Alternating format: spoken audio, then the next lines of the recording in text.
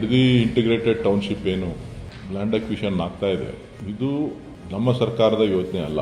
ಇದು ಹಿಂದೆ ಮಾನ್ಯ ಕುಮಾರಸ್ವಾಮಿ ಅವರು ಮುಖ್ಯಮಂತ್ರಿ ಆಗಿದ್ದಂಥ ಸಂದರ್ಭದಲ್ಲಿ ಬಿಡದಿ ಟೌನ್ಶಿಪ್ ಮಾಡಬೇಕು ಅಂತ ಹೇಳಿ ಕಾರ್ಯಕ್ರಮವನ್ನು ರೂಪಿಸಿದ್ರು.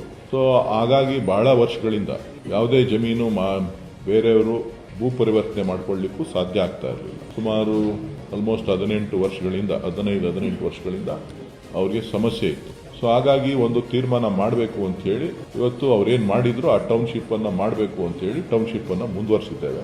ಈಗಾಗಲೇ ಉಪಮುಖ್ಯಮಂತ್ರಿಗಳು ಜಿಲ್ಲಾಧಿಕಾರಿಗಳ ಜೊತೆ ಮತ್ತು ಸಂಬಂಧಪಟ್ಟಂತ ಅಧಿಕಾರಿಗಳ ಜೊತೆ ಎಲ್ಲ ಚರ್ಚೆ ಮಾಡಿ ಪರಿಹಾರದ ಮೊತ್ತ 2013ನೇ ಕೇಂದ್ರ ಸರ್ಕಾರದ ಏನು ಮಾರ್ಗಸೂಚಿ ಇದೆ ಆ ಮಾರ್ಗಸೂಚಿಯಂತೆ ನಾವು ಎಲ್ಲರಿಗೂ ಕೂಡ ಪರಿಹಾರದ ಹಣವನ್ನ ಕೊಡ್ತೇವೆ ಅಂತ ಹೇಳಿ ಸ್ಪಷ್ಟಪಡಿಸಿದ್ದಾರೆ. ಇದರಲ್ಲಿ ಯಾರಿಗೆ ಕೆಲವರಿಗೆ ಅನ್ಯಾಯ ಆಗ್ತದೆ ಅಂತವರು ಕೆಲವು ಜಮೀನುಗಳು ಬೆಲೆ ಮೌಲ್ಯ ಕಡಿಮೆ ಇರೋದ್ರಿಂದ ಕನಿಷ್ಠ 1.5 ಕೋಟಿ ಹಣ 1 ಎಕರೆಗೆ ಸಿಗೋ ರೀತಿ ನಾವು ಜಿಲ್ಲಾಧಿಕಾರಿಗಳಿಗೆ ಮತ್ತು ಸರ್ಕಾರಕ್ಕೆ ನಾವು ಪರಿಶೀಲನೆ ಮಾಡಿ ಅದನ್ನ ಕೊಡೋ ರೀತಿಯಲ್ಲಿ ಮಾಡ್ತೇವೆ ಅಂತ ಹೇಳಿದ್ದಾರೆ. ನಮ್ಮ ಮುಖ್ಯ ಉದ್ದೇಶ ಹಣ ಕೊಡೋದಲ್ಲ, ರೈತರನ್ನು ಕೂಡ ಇದರಲ್ಲಿ ಪಾಲುದಾರರನ್ನಾಗಿ ಮಾಡ್ಕೊಳ್ತಕ್ಕ. ನಾವ್ ಯಾರಿಗೂ ಹಣ ತಗೊಳ್ಳಿ ಅಂತ ಹೇಳ್ತಾ ಇಲ್ಲ.